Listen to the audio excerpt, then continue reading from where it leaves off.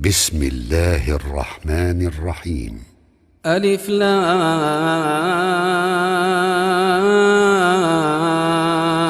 را. كتاب أحكمت آياته ثم فصلت من لدن حكيم خبير ألا تعبدوا إلا الله إنني لكم منه نذير وبشير وأن استغفروا ربكم ثم توبوا إليه يمتعكم متاعا حسنا إلى أجل مسمى ويؤتي كل ذي فضل فضله وإن تولوا فإني أخاف عليكم عذاب يوم كبير إلى الله مرجعكم وهو على كل شيء قدير ألا إنهم يثنون صدورهم ليستخفوا منه ألا حين يستغشون ثيابهم يعلم ما يسرون وما يعلنون إنه عليم بذات الصدور وما من دابة في الأرض إلا على الله رزقها ويعلم مستقرها ومستودعها كل في كتاب مبين وهو الذي خلق السماوات والأرض في 6 أيام وكان عرشه على الماء ليبلوكم أيكم أحسن عملا ولئن قلت إنكم مبعوثون من بعد الموت ليقولن الذين كفروا إن هذا إلا سحر مبين ولئن أخرنا عنهم العذاب إلى أمة معدودة ليقولن ما يحبسه ألا يوم يأتيهم ليس مصروفا عنهم وحاق بهم ما كانوا به يستهزئون ولئن أذقنا الإنسان منا رحمة ثم نزعناها منه إنه ليئوس كفور ولئن أذقناه نعماء بعد ضراء مسته ليقولن ذهب السيئات عني إنه لفرح فخور إلا الذين صبروا وعملوا الصالحات أولئك لهم مغفرة وأجر كبير فلعلك تارك بعض ما يوحى إليك وضائق به صدرك أن يقولوا لولا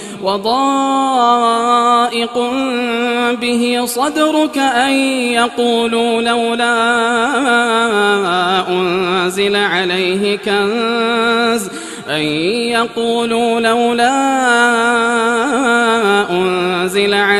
كنز أو جاء معه ملك إنما أنت نذير والله على كل شيء وكيل أم يقولون افتراه قل فأتوا ب10 سور مثله مفتريات وادعوا من استطعتم من دون الله إن كنتم صادقين فإن لم يستجيبوا لكم فاعلموا أنما أنزل بعلم الله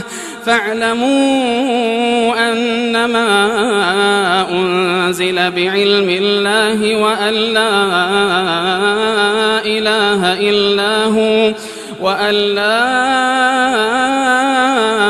إله إلا هو فهل أنتم مسلمون من كان يريد الحياة الدنيا وزينتها نوفي إليهم أعمالهم فيها وهم فيها لا يبخسون أولئك الذين ليس لهم في الآخرة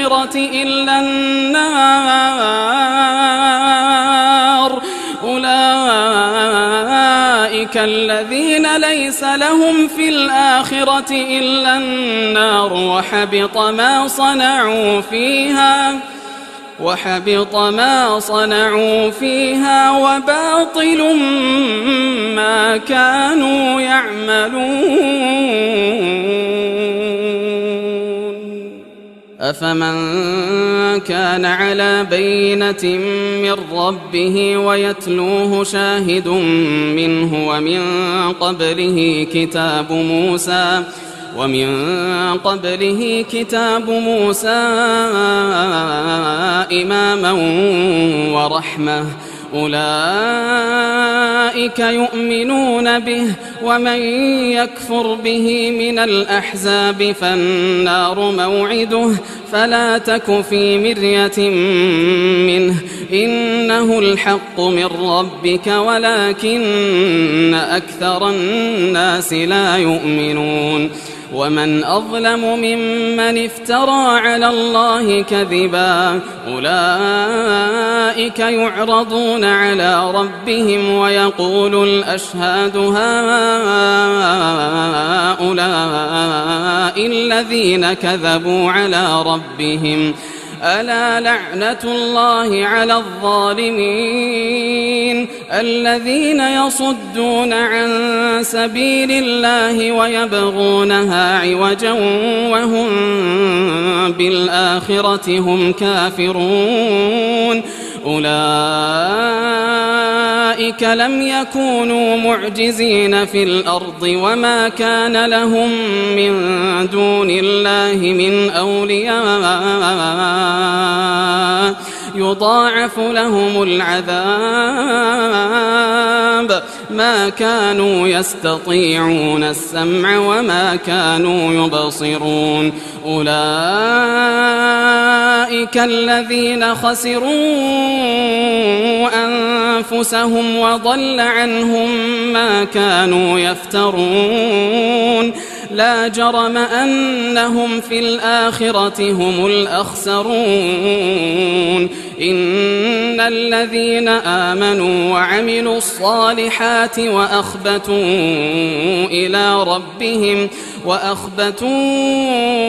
إلى ربهم أولئك أصحاب الجنة هم فيها خالدون مثل الفريقين كالأعمى والأصم والبصير والسميع هل يستويان مثلا أفلا تذكرون ولقد أرسلنا نوحا إلى قومه إني لكم نذير مبين ألا تعبدوا إلا الله إني أخاف عليكم عذاب يوم أليم فقال الملأ الذين كفروا من قومه ما نراك إلا بشرا مثلنا وما نراك اتبعك إلا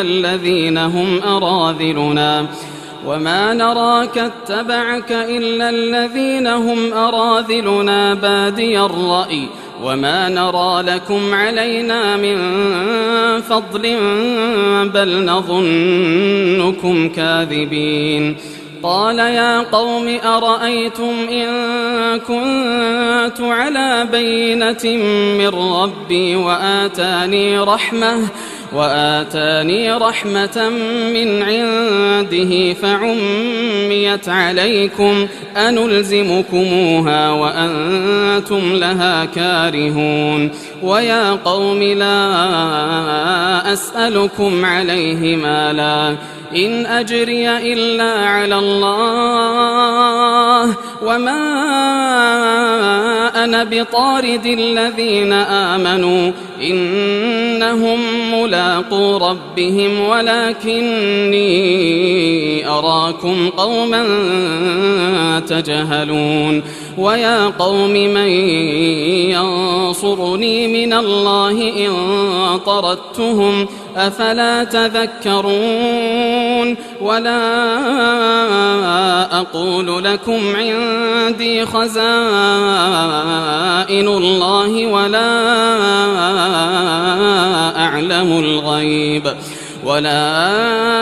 أعلم الغيب ولا أقول إني ملك ولا أقول للذين تزدري أعينكم لن يؤتيهم الله خيرا الله أعلم بما في أنفسهم إني إذا لمن الظالمين قالوا يا نوح قد جادلتنا فأكثرت جدالنا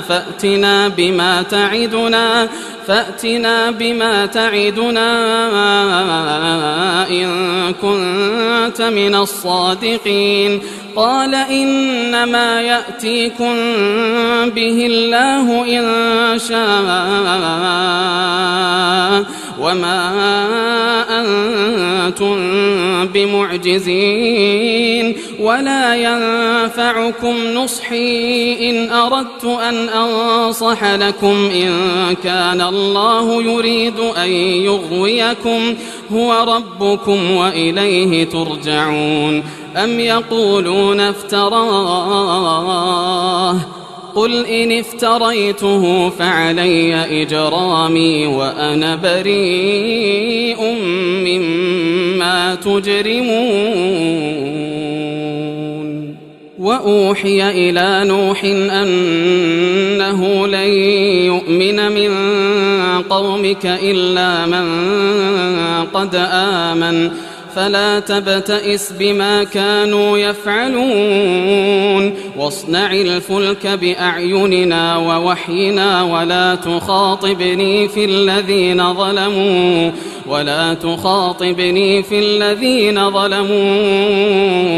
إنهم مغرقون ويصنع الفلك وكلما مر عليه ملأ من قومه سخروا منه قال إن تسخروا منا فإنا نسخر منكم كما تسخرون فسوف تعلمون من يأتيه عذاب يخزيه ويحل عليه عذاب مقيم حتى إذا جاء أمرنا وفارت النور قل نحمل فيها من كل زوجين اثنين وأهلك إلا من سبق عليه القول وما آمن معه إلا قليل وقال اركبوا فيها بسم الله مجريها ومرساها إن ربي لغفور رحيم وهي تجري بهم في موج كالجبال ونادى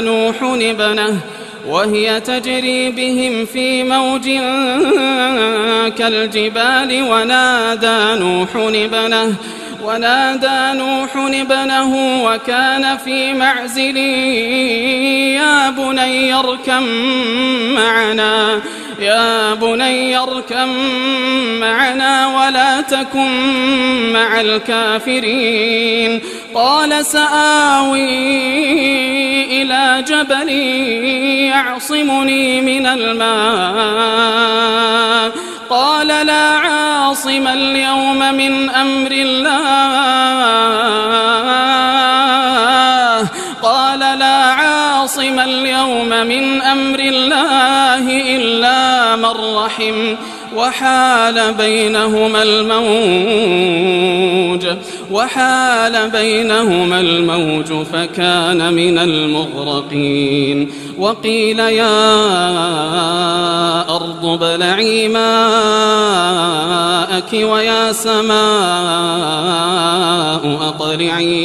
ويا سماء أقلعي وغيض الماء وقضي الأمر واستوت على الجودي. وقيل بعدا للقوم الظالمين. ونادى نوح ربه فقال رب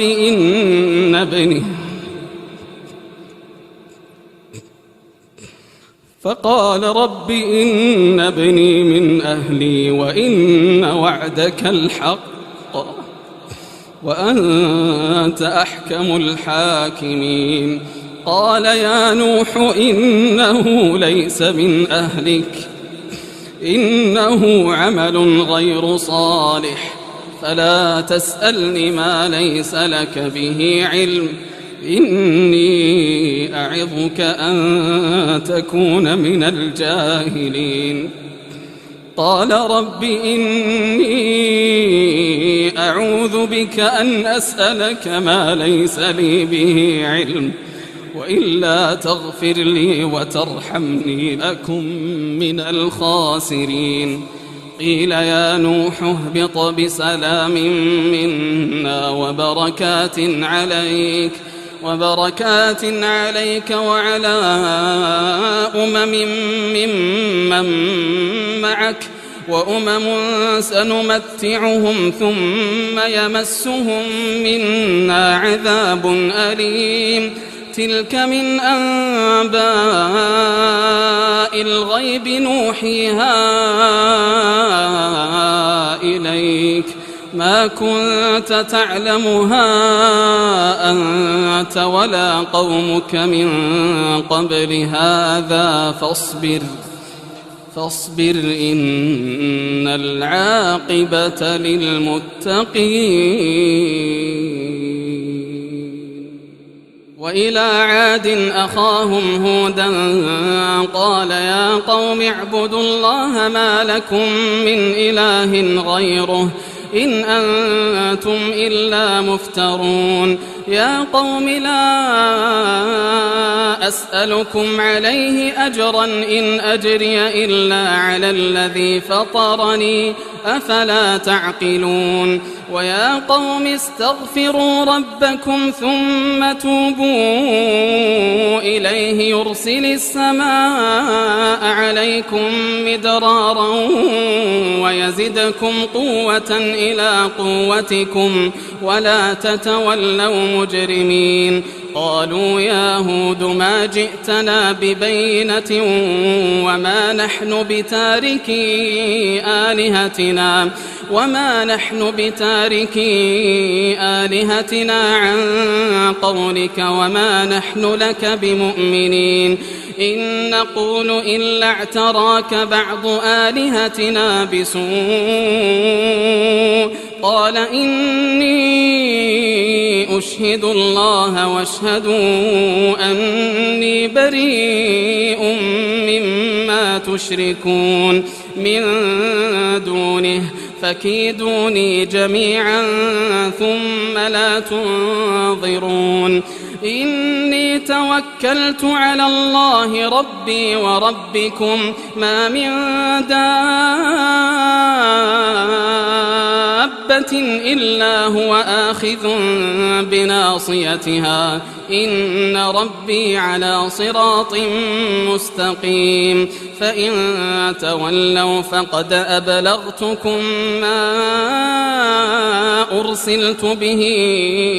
إليكم ويستخلف ربي قوما غيركم ولا تضرونه شيئا إن ربي على كل شيء حفيظ. ولما جاء أمرنا نجينا هودا والذين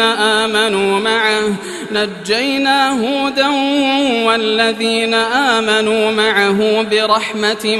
منا ونجيناهم من عذاب غليظ. وتلك عاد جحدوا بآيات ربهم وعصوا رسله واتبعوا أمر كل جبار عنيد وأتبعوا في هذه الدنيا لعنة ويوم القيامة ألا إن عادا كفروا ربهم ألا بعدا لعاد قوم هود.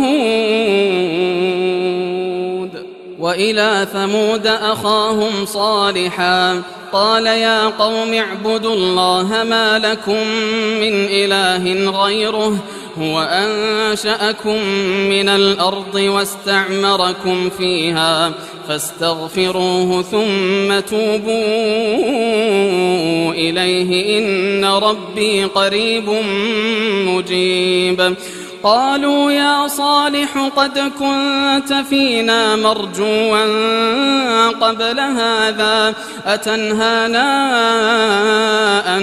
نعبد ما يعبد آباؤنا وإننا لفي شك مما تدعونا إليه مريب. قال يا قوم أرأيتم إن كنت على بينة من ربي وآتاني منه رحمة فمن ينصرني من الله إن عصيته فما تزيدونني غير تخسير. ويا قوم هذه ناقة الله لكم آية فذروها تأكل في أرض الله ولا تمسوها بسوء فيأخذكم عذاب قريب. فعقروها فقال تمتعوا في داركم 3 أيام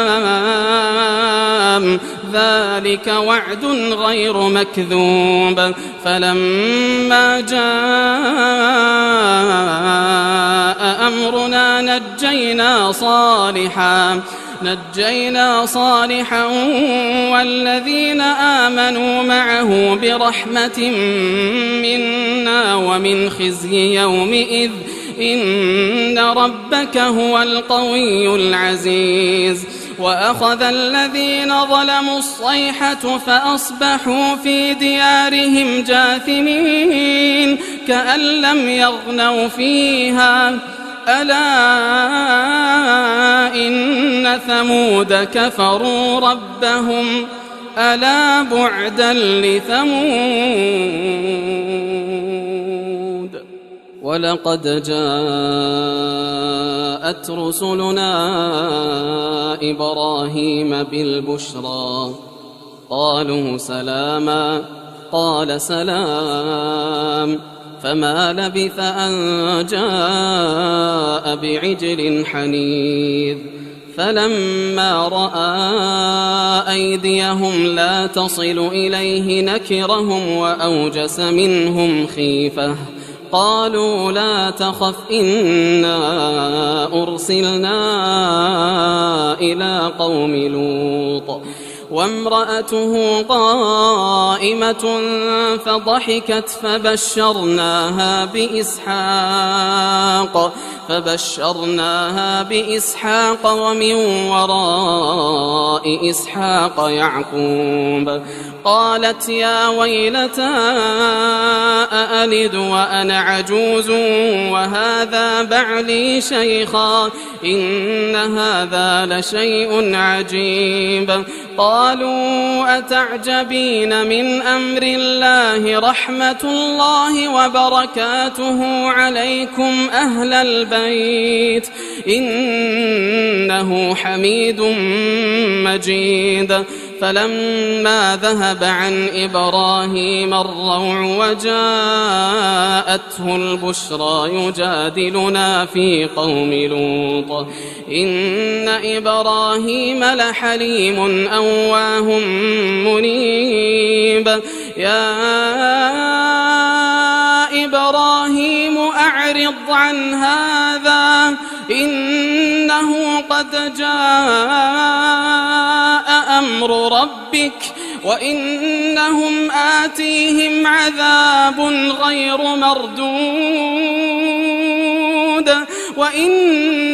آتيهم عذاب غير مردود ولما جاءت رسلنا لوطا سيء بهم وضاق بهم ذرعا وقال هذا يوم عصيب وجاءه قومه يهرعون إليه ومن قبل كانوا يعملون السيئات قال يا قوم هؤلاء بناتي هن أطهر لكم فاتقوا الله ولا تخزون في ضيفي أليس منكم رجل رشيد قالوا لقد علمت ما لنا في بناتك من حق وإنك لتعلم ما نريد قال لو أن لي بكم قوة أو آوي إلى ركن شديد قالوا يا لوط إنا رسل ربك لن يصلوا إليك فأسر بأهلك بقطع من الليل ولا يلتفت منكم أحد إلا امرأتك إنه مصيبها ما أصابهم إن موعدهم الصبح أليس الصبح بقريب فلما جاء أمرنا جعلنا عاليها سافلها وأمطرنا عليها حجارة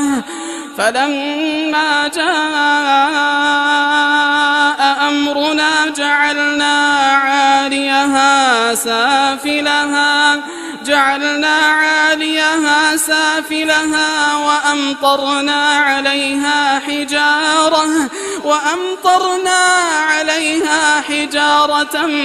من سجيل منضود مسومة عند ربك وما هي من الظالمين ببعيد وإلى مدين أخاهم شعيبا قال يا قوم اعبدوا الله ما لكم من إله غيره ولا تنقصوا المكيال والميزان إني أراكم بخير وإني أخاف عليكم عذاب يوم محيط ويا قوم أوفوا المكيال والميزان بالقسط ولا تبخسوا الناس أشياءهم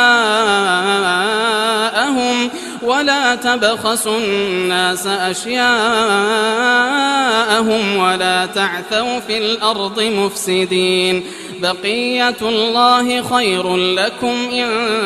كنتم مؤمنين وما أنا عليكم بحفيظ قالوا يا شعيب أصلاتك تأمرك أن نترك ما يعبد آباؤنا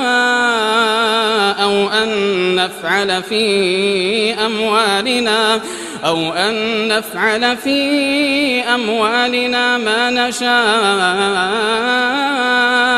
إنك لأنت الحليم الرشيد قال يا قوم أرأيتم إن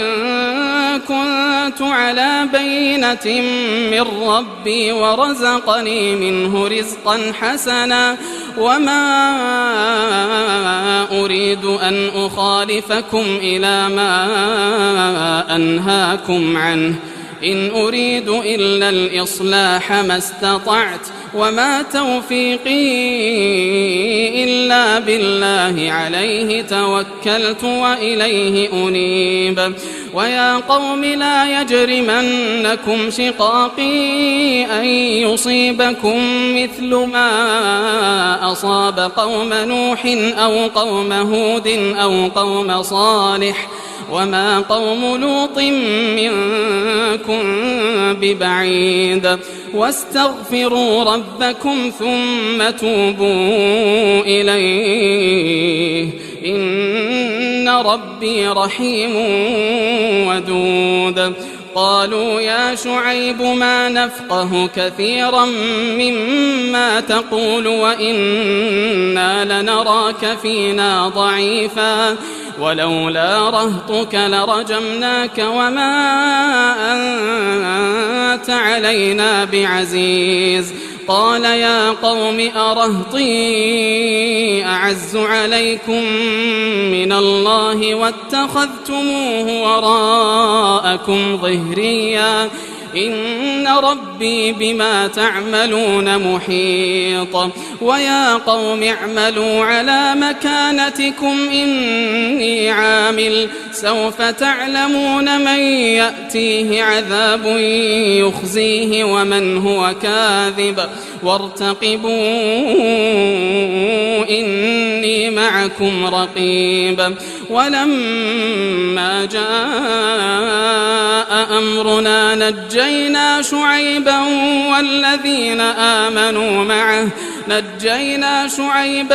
والذين آمنوا معه برحمة منا وأخذت الذين ظلموا الصيحة فأصبحوا في ديارهم جاثمين كأن لم يغنوا فيها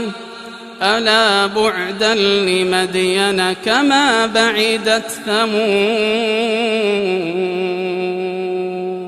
ولقد أرسلنا موسى بآياتنا وسلطان مبين إلى فرعون وملئه فاتبعوا أمر فرعون وما أمر فرعون برشيد يقدم قومه يوم القيامة فأوردهم النار وبئس الورد المورود وأتبعوا في هذه لعنة ويوم القيامة بئس الرفد المرفود ذلك من أنباء القرى نقصه عليك منها قائم وحصيد وما ظلمناهم ولكن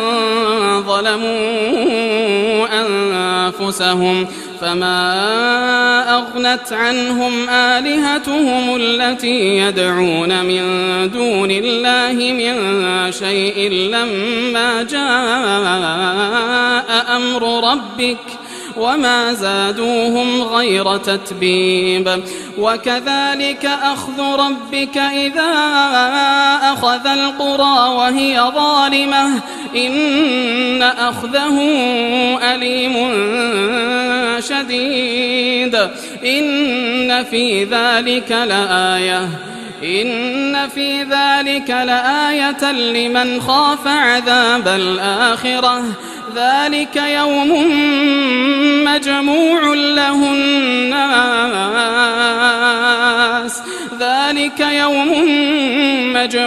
له الناس وذلك يوم مشهود وما نؤخره إلا لأجل معدود يوم يأتي لا تكلم نفس إلا بإذنه فمنهم شقي وسعيد فأما الذين شقوا ففي النار فأما الذين شقوا ففي النار لهم فيها زفير وشهيق خالدين فيها ما دامت السماوات والأرض إلا ما شاء ربك إن ربك فعال لما يريد. وأما الذين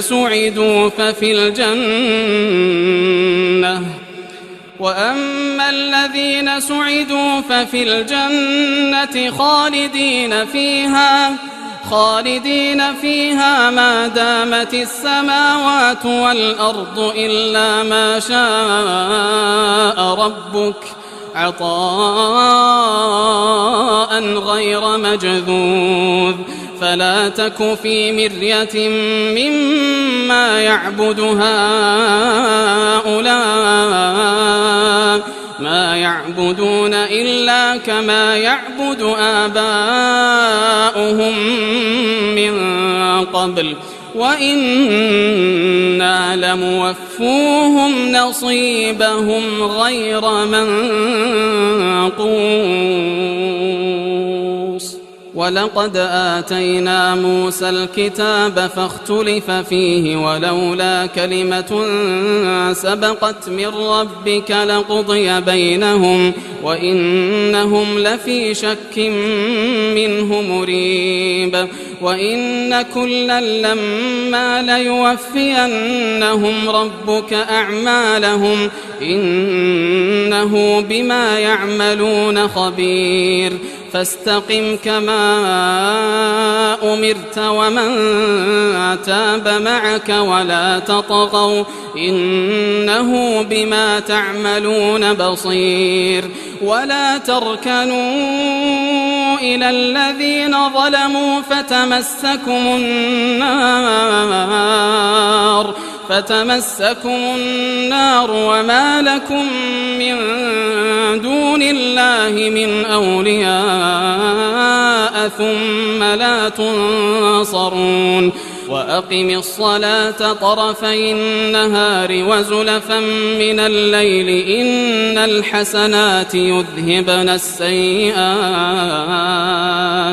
ذلك ذكرى للذاكرين. واصبر فإن الله لا يضيع أجر المحسنين. فلولا كان من القرون من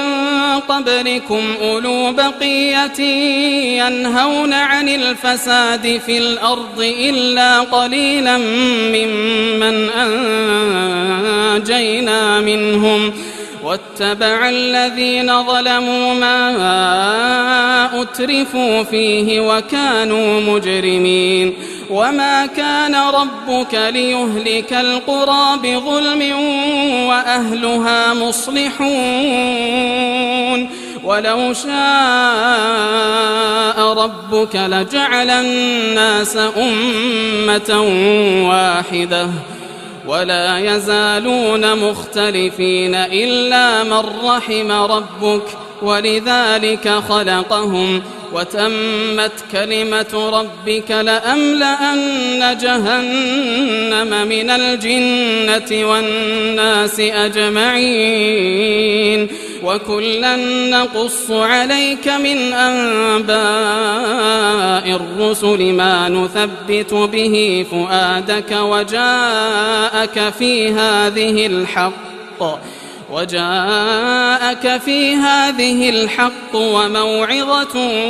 وذكرى للمؤمنين. وقل للذين لا يؤمنون اعملوا على مكانتكم إنا عاملون وانتظروا